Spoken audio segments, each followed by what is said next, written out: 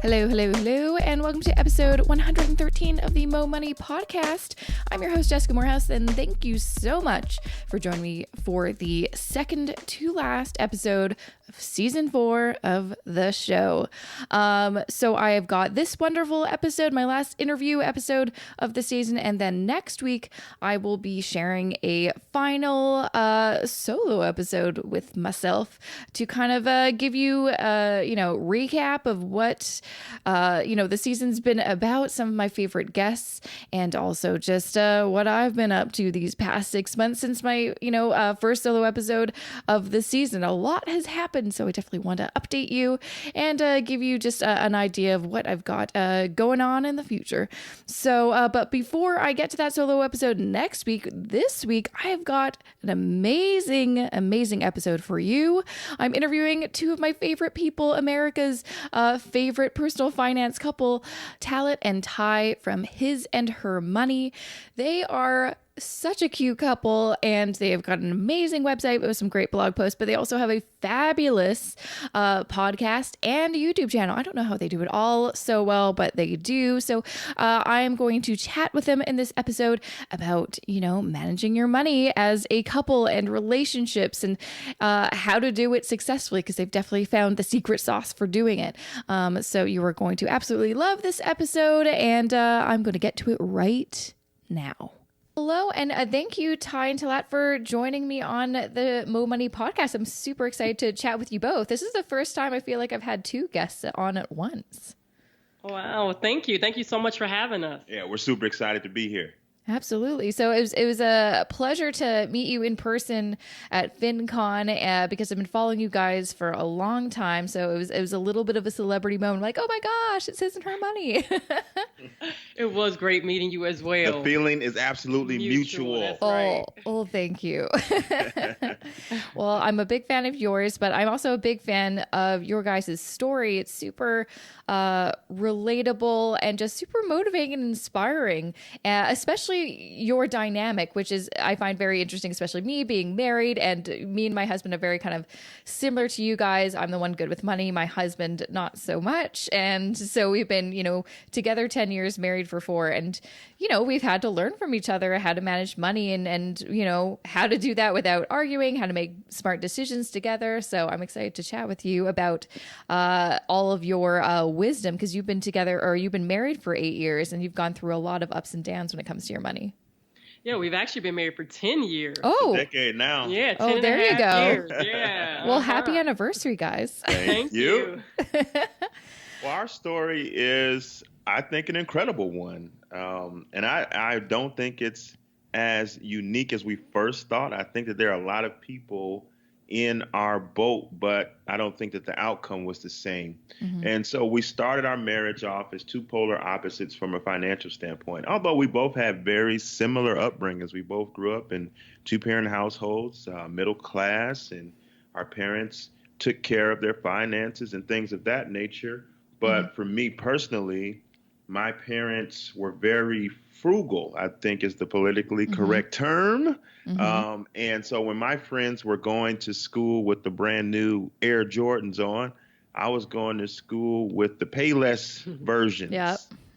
And, that wasn't always appealing to me. And so I grew up with this mentality that the way they were handling money, although as an adult, I can see that the way that they were doing things was the right way to do it, because they were able to retire comfortably, debt-free. Their house was paid off, their cars were paid off, and they were able to have the retirement that a lot of people can't have because of the decisions that they made. But as a teenager, I left the house at 17, joined the military, and was out on my own, had my own income. And my mindset was, I'm going to do everything the complete opposite of what my parents did, because I didn't like the way it felt to not have all the nice, shiny things that my friends had. So when I got my own money, I went out and got a bunch of nice and shiny things. And I ended up in a bunch of debt and had nothing to show for it. I went just crazy with spending, developed some awful spending habits. I mean, my mentality was just awful. If there was money in my account and payday was a couple days away, I just felt like there was no reason for that money to stay in my account. I needed to find something to buy. What's the point of keeping that money in there if some more money is on the way? Because I had to have everything with the name brand now that I was out on my own. And eventually it caught up to me, and eventually it overcame me because I was not only spending every last dollar that I had, but I began to spend dollars that I didn't have and begin to get credit cards and loans and payday loans and loans from my other loans and payday loans to pay off the other payday loans. And I ended up with over $30,000 worth of debt. Nothing good to show for it. I didn't have a degree, didn't have any real estate. I just had a bunch of dumb stuff. And nothing positive came from my reckless financial habits. And I ended up in a terrible cycle, frustrated, and just trying to figure out what in the world am I doing with my money? And it was just a terrible, terrible feeling. While at the same time, I was falling in love with somebody who was completely the opposite of me. Totally opposite of him. I, on the other hand, grew up in a family of 5. It was 5 children, and I am an identical twin. So I was used to not always getting what I want. I had to always share and things like that. So when it came time for me to purchase my own vehicle at the age of 18, I went out and bought it on my own and paid it off in like less than 13 months. Wow. I completely despised and hated money. Hated debt, rather. Sorry, I hated debt. I hate being in debt. I love money. That's why I want to keep money and pay off of my debt, you know? And so then I was also able to go to college and work my way through college completely debt-free. And then, as Talaat said, I married and met him and fell in love, and we got married, and he was a total opposite of me. So needless to say, it was like both our worlds collided, and it was a disaster waiting to happen. Absolutely. I'm curious, like you, what was the conversation like when you were, getting serious in your relationship and thinking about getting married, and then, the big reveal, oh, we are very different money personalities. Like, how did that go? And did that kind of, I don't know, make you second guess anything? Well, the way that it really started out, I thought Tyler was great with money. He led me to believe that he was. I knew that he was in the military, getting paid very well. He had roommates that he lived with. So in my mind, I didn't know what he was spending his money on. He didn't have any children or anything like that. So it wasn't like he had to take care of any other obligations except himself. So I thought he was just saving money and stacking money aside. And then 3 months prior to us getting married was when it all came out that he actually had more debt than I thought that he had. And it was devastating. Oh, yes, I absolutely did.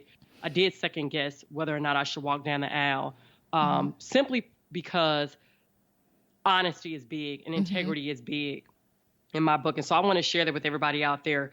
If you are in a serious relationship and you're planning on marrying, this person, be honest. That's the best thing you could do, is be honest. Share with them if you have any debt. See, Talon on the other side of it, he was working a second job to pay off this debt before we got married. So he was doing the right things. He just wasn't involving me in it. I was unaware of what he was doing. And so, but he had fear that I was going to run the other way and leave him. And I actually did the opposite. So when you decided, okay, no, I'm going to choose love and we're going to work out this together, what was your kind of game plan? You're just like, okay, your debt is my debt now, and we're gonna figure this out together. Absolutely. Surprisingly, like my wife said, I thought that if I came clean, that was going to drive her away, because she was this finance guru. She had a finance degree. She was working for one of the premier financial institutions in all the world and doing well at it, getting awards and accolades in this industry. And I was just this money idiot. And so I thought that if I told her the truth, she would run, but she actually didn't. She took that approach that you just mentioned. She said, well, your debt is no longer your debt. It's our debt. We are marrying you, and I'm marrying everything that comes with you. And we're going to tackle this as a team, and we're going to unite together. And that's exactly what we did. And because of that, we were able to become debt-free within the first year of our marriage, because we decided at that point that it was no longer going to be his and her. It was going to be ours. So yeah, that is, I guess, answers kind of my other question is, how do you manage your money together? It's something that I kind of shared on my blog recently with my husband. We kind of do a separate but together. So we don't pool everything together. We kind of, have our joint kind of money, but then we also have separate accounts for everything. And that just kind of works for us. But it seems like you kind of our money is our money completely. I'm so curious how you manage that without arguing. Without killing each other, huh? Yeah. We're just old school in that way. I think we're a product of our environments. That's the way we grew up. Both our parents operated in that way, and so for us, that was kind of like a no-brainer. She asked me that question during our engagement phase, what I thought about it, and I said, well, like I thought everybody put their money together. Like I didn't know there were these other options out there. But no, we're old school. We have multiple bank accounts. Like that's one of the things that we're well known for is this video we did on YouTube called "Why We Have 13 Bank Accounts." Everybody's like, 13 bank accounts? What in the world? But it makes sense once you hear the details of it. But every last account are joint accounts. We do have built-in fund money that is independent, but our finances are all together. That's just how we roll. We know that, it's not the norm. We know, I think it is actually. When I kind of talked about it, it seemed like most married couples do that. And I was like the outsider. I'm like, oh, I thought everyone kind of did it like me. So they treat who us knows? they treat us like we're speaking another language. Oh, really? We get up there like, what? We can't do that. No way. You got to have a little something on the side. But we're all about it. We're in this thing 100% with all the accounts. It just comes down to having consistent communication at first, especially when you're first getting married. You're trying to figure out how to be a husband and wife. You're trying to figure out everything because you just left the phase of being totally independent, and now you're coming together and you got to share everything. So yeah, it's tough up front, but I think that the important thing was you got to have the communication consistently, and you got to be outlining like goals, like where are we trying to go? Why are we doing this? What's the point of it all? I think when you're talking about those types of things, when you're not afraid to dream together and to discuss how the decisions that you're making today are getting you closer to your dream, I think that mitigates some of the arguments and the fights that come up around personal finance because you both have a clear understanding of the direction that you're driving in. I think conflict arises when one or none of you have any idea where you're headed financially and you don't see the point of doing what you're doing. That leaves a lot of room for controversy and questioning. But if you're constantly talking and just saying, what you're doing, you're making this sacrifice so you can pay off the credit card, or you're making this choice so that you can build wealth for your kids. When you all are discussing this ahead of time, it makes those other conversations a little bit easier because you both see why you're doing what you're doing. And when do you kind of discuss, what if your kind of priorities change or your goals change? You can't, I think that's kind of a common thing, whereas, over time, sometimes you're like, I don't think I care about that anymore. I want to kind of focus more on this. Do you have kind of regular money meetings, or how do you kind of keep the conversation flowing and making sure everything's out in the open? Yeah, we actually do. Every single month, when we sit down and we do our budget, that also opens up the opportunity for us to be able to express any concerns, anything that we wanted to change, or even goals or goal changes. We also do a big, huge powwow in the beginning of the year where we sit down and we really do goal dumping, where we just dump all of our goals individually and collectively, personally and for business, spiritually, and things like that. And of course, it does sometimes change throughout the year. We just come back together and we just discuss it and talk about it and then plan accordingly. Yeah, I think it's okay to pivot. Yeah. The 10-year version of Talaat Tai is completely from year 1 and year 2. Oh, yeah. For starters, we didn't have kids back then, so we were a lot more riskier in the sense of we were willing to take more investment type risks that maybe had a high risk, high reward type scenario, where now we're a little more conservative in our choices because we have 3 kids and we can't afford, to blow it, when we got 3 little mouths to feed. And so it's okay to pivot. But again, it goes back to that communication. Now, that's not always going to be easy because sometimes one of you wants to pivot and the other doesn't. Right. That's our story too. But it comes down to hearing your spouse, hearing what they have to say, hearing their heart. And in that, you can begin to understand and maybe even see their viewpoint. And if you can't go all the way to their side, at least maybe you can find some common ground. Yeah. And that's part of marriage. You got to find ways to compromise, right? There it is. True. Every time. Absolutely. So I'm so curious, how did His and Her Money start? Whose idea was it? And why did you want to kind of share your story and just some of your financial wisdom with the masses? Yeah, it was something that we were doing without a name, without a website for years, just locally, because our story was so crazy and we learned so many lessons along the way. And we were doing things countercultural. Getting out of debt isn't, vogue, especially back, when we got married 2006, 2007. That was the economic uptick where everybody was making money in all these different ways, hand over fist. Yep. And we're like, now, you got to get out of debt. Debt freedom is the way to be free and all that. And so, we were counterculture and people would kind of dog us out, talk about us, tell us it doesn't take all that. And then 2008 and 2009 comes and the whole world changes from a financial standpoint. And people started to have more of an ear to what we had been saying because times got really tough for everybody. And so we were helping people that were in our circle that would begin to ask us questions because they saw now what we were saying was real and we weren't affected by the economic recession in the same way that other people were. We were all right, because of the decisions that we made early on. And so really just a couple of years ago, we were just out on a date and one of our favorite little spots to go to. And, I just said, I just feel like we should do something together because my wife had experience as a blogger before and had experienced her own success in a completely different niche. And I was like, you know what, you and I, we should do something. We love talking to people about finance. Like anytime we got to talk to people, we would light up on the inside. And so it was obvious that this was a passion, something that we love to do, something we were created to do.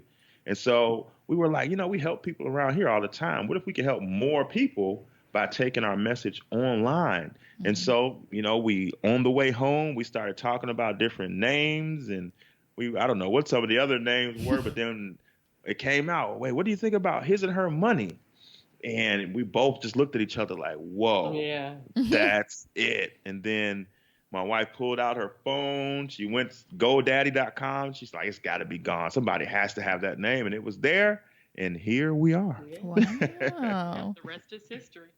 I'm so curious how it is to, live together, be married together, but also work together for, you've got a blog, a podcast, a YouTube channel. How is that? You don't get sick of each other? No, actually, we don't. Do you get sick of me?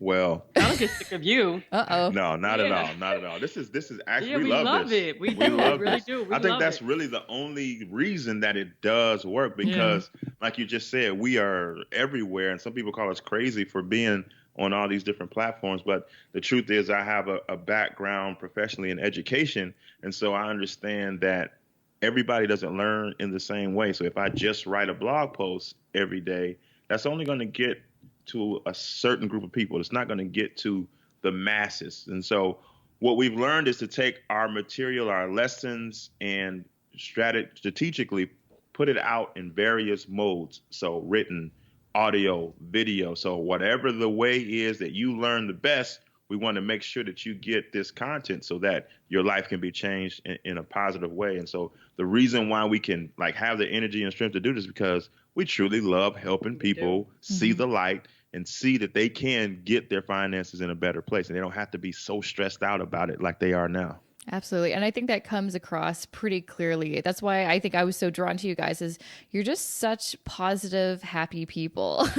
And it's like, you just, there's a lot of people kind of saying the same things or teaching personal finance, but it really comes down to, wow, you guys are, really positive, motivating people. I want to learn from you. That kind of one thing I'm very curious about, because you do have some awesome lessons that you share on all of your platforms.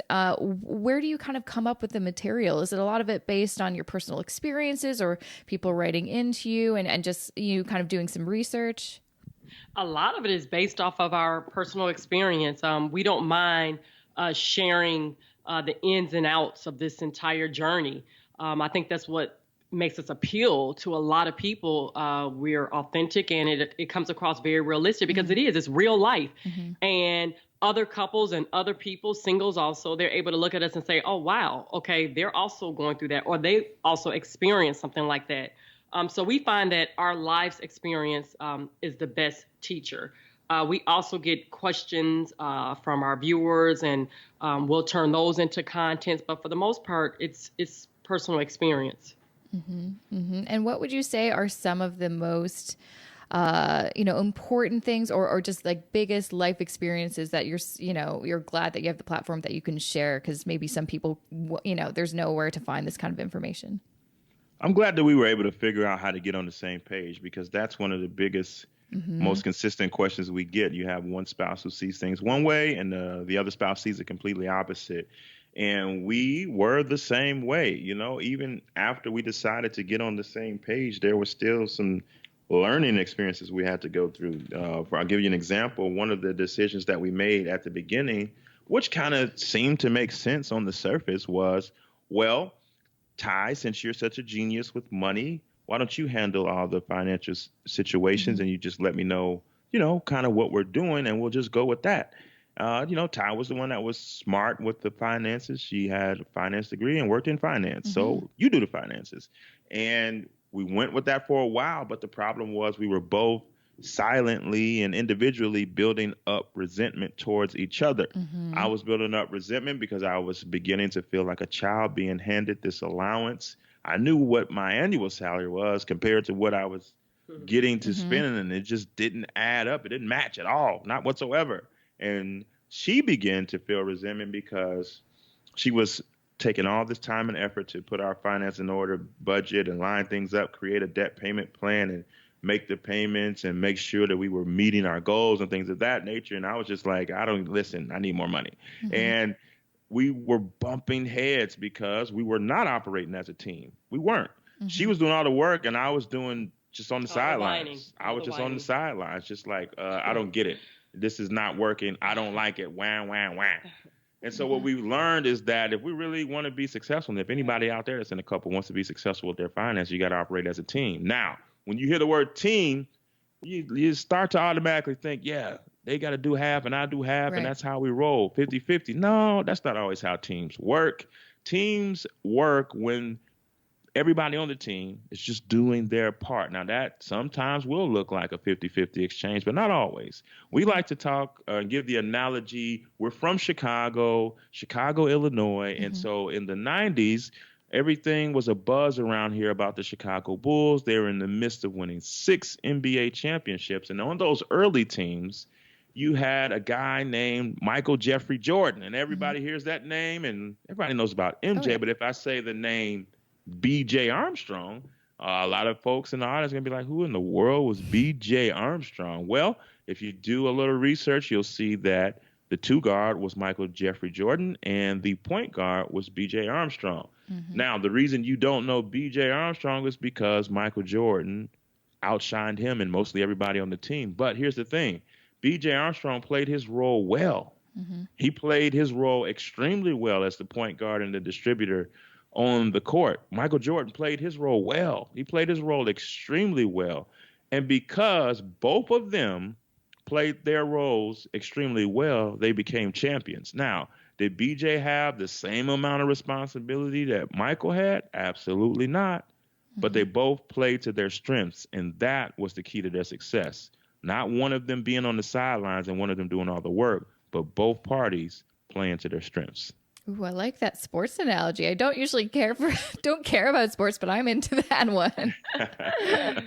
We like to paint the picture so everybody can kind of get it. Yes, absolutely. What kind of on that same thread is, what if you are in a relationship and you're really into money and you're really interested in it, but your partner just isn't? How do you kind of create this team when, it's, managing your money together? How do you get them excited about it? Well, we always tell couples you never want to pretty much beat your spouse over the head about money, money, money. Listen to his or her money. Listen to what Dave Ramsey says. Listen to what Jessica says. Because then they're going to push you away. And so we always tell couples that you can be the change that you want to see. first. Okay. So you make the changes first. So if that means that now you're going to have to start taking your lunch to work, to save money. As a matter of fact, we interviewed a couple on our show, the His and Her Money show, and that's exactly what happened. They were able to pay over $100,000. First, the husband didn't want to participate. So the wife, she started to make changes. And her husband stepped back and he noticed the changes from afar. And he didn't want to be left out. He saw that she was making sacrifices and things like that. So he jumped right on in and started making changes and sacrifices. And then they were both able to become debt free. So first, it doesn't mean that you both have to start off at the exact same time. And then two, most times that spouse that does not want to talk about money, or maybe they don't want to pay off debt and things like that, they have a fear that their life as they know it is going to change. Maybe they won't get to go hang out with the guys or the girls, or maybe they won't have spending money and they can't go shopping and buy certain items whenever they get ready to. But they actually can do all of the above. You just have to budget for it. So I think proper communication around different topics. Matter of fact, we have some couples that write into us and they say, Ty and Talaat, every single Sunday we sit down and we're watching your show together. And then that causes the couples to start to have, conversations and be able to communicate about the topic. So you can even do something like that. Another sneaky tactic that we love to teach people is to go out on a dream date. So instead of going out and talking about how much debt you're in, just ask the spouse that's a little reluctant, just say like, man, if you could have things your way, what would life look like 5 years from now? Like, and encourage them, like, don't, be afraid to dream big. Like, if you could really have it your way, like, what would be different? How would life for us look 5 years from now? And as they begin to outline the picture that they see, encourage them and cheer them on and say, yeah, man, I would love to do that. I want to help us get there just like you do. And then that can lead into the conversation of what it would take to get there. You know what I mean? But allow them to first see what life could be like if they took control without getting into the X's and the O's, the numbers and the dollar signs. Sometimes we just need to give space and allow ourselves to see our life in an ideal situation. That'd be good for you and it'd be good for them. Absolutely. Oh, I like that idea. Before I let you go, I would absolutely love, since I know a lot of people write into you and ask you your advice, what is one of the most, I'm going to this is twofold. What's one of the most common questions you get, and what's maybe one of the most bizarre questions you've ever gotten? Well, the most common one would have been the one that we've shared about how do you get both parties on the same page at the exact same time. Because I think that people look at us and they see that we're a money couple. And so we attract more couples, and majority of the couples, they do have financial differences. One of them is a spender, one of them is a saver. So they're trying to figure out, okay, how do we both get on the same page? So I would say that's probably the most common. The most bizarre, I know it's a tricky one. Bizarre. We had the one guy who was single and I think he had a wedding ring. And yeah. And I don't think it was, I think it would be bizarre to other people. Yeah. Right. It was a unique situation. Yeah, it was a unique situation. But in our eyes, we were like, wow, that's really smart. Yeah. He was just basically asking, is he doing too much? Because everybody's telling him he's doing too much. He was a single guy, didn't have a girlfriend, anything like that. He, worked his way out of debt, got his finances in order, and even bought a ring for when he does meet Mrs. Right. He started a sinking fund. Right. So he was like, man, am I doing too much? Because everybody's telling me I'm crazy and all that. What do you guys think? And so, we cheered him on. We said, nah, you're a proactive thinker. And, don't let broke people tell you how to do the right thing with your money, because they're going to be asking you for advice in a minute. That's true. True. He knew that one of his goals was to be married one day. And so he created a sinking fund where he just started putting money aside for his future, spouse's ring. And so I thought it was great. I bet his future wife is will be so happy that he did that. No doubt. Right.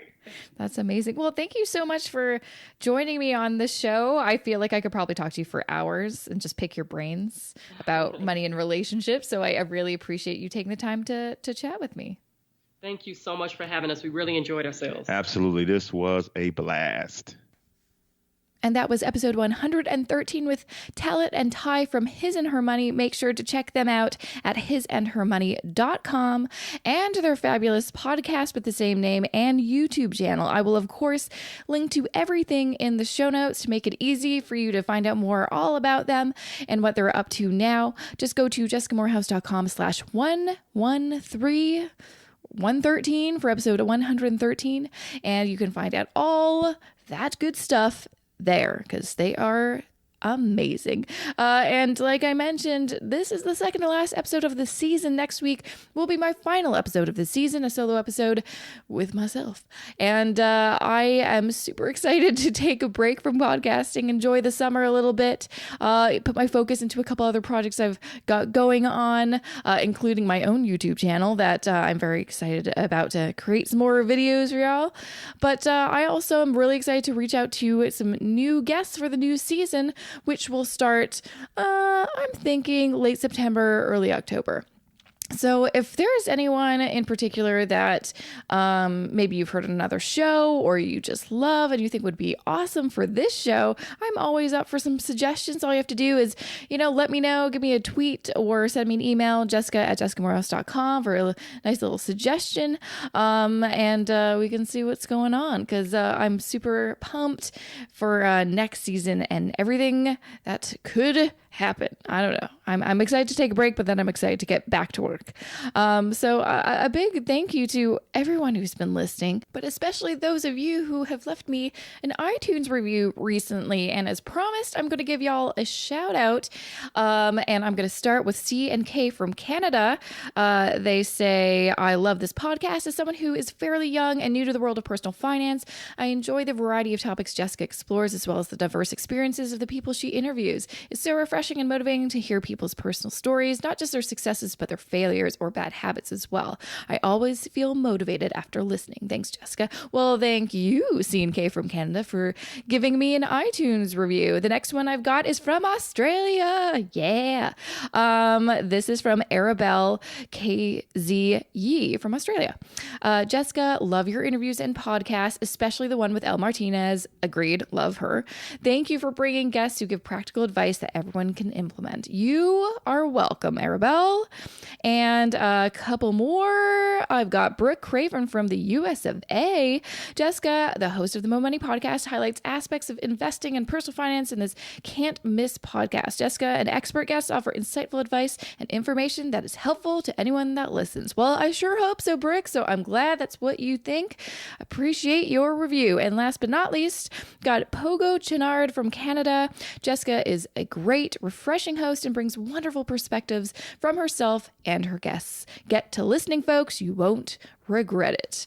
I agree. You will not regret listening. I hope you haven't regretted listening because there's a lot of episodes in case you're starting at episode 1 and made it up until now. So thank you everyone for listening and sending me an iTunes review. If you would like to get a shout out on a future episode, either for next week or for season 5, starting in the fall. Super easy, just takes 2 seconds, really. You can do it on your phone or I believe on your desktop, and just have to give me a iTunes review of what you think and what you want to tell me, and I will give you a shout out, a big thank you, and read out your review on an episode. Super easy peasy, lemon squeezy, and it'll be super, super fun. So, that's it for me. I'm going to stop yapping. I'm going to let you get to the rest of your day. But thanks for listening super, super much. Thank you. Thank you. Thank you. Thank you. And I will see you back here next week for my last